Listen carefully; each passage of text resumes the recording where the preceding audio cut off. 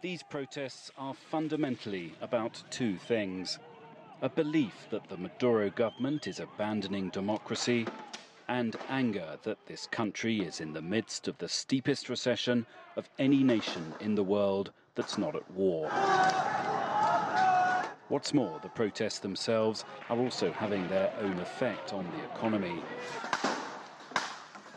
3 days a week of this has its cost in many ways.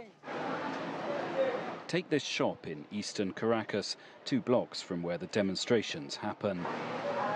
Maria Teresa says her sales are down 50% since the protests began. It's almost every day. In the morning we open, in the afternoon, if the demonstrators are in this area, we close. But I go to the demonstrations too. I'm not going to stay here, I go. Across the road we met Antoine and his son Roger. Antoine came to Venezuela from war-torn Aleppo in Syria 6 years ago. He knows, more than most, the real cost of bad politics. It's always the people that suffer, he says. His son says their business has almost collapsed. We used to have sales for 200,000 to 300,000 bolivars a day.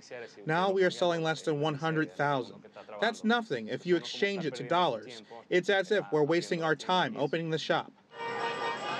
Nearby, another protest was just beginning. While weeks of protests have made business complicated for established firms, Venezuela does have a vibrant informal economy, and it is adapting fast.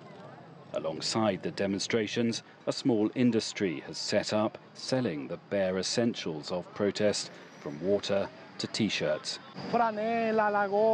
Garcia says he gave up his work in a conventional shop to come to the street. He's doing good business, selling anything with the traditional Venezuelan flag on it, the one before the leftist government here added an extra star and made the horse look left. Successful business, they say, is about being able to move with the market. Some are managing to do that in these troubled times. Others wonder what will remain of their livelihoods when this is over. Stephen Gibbs, CGTN, Caracas.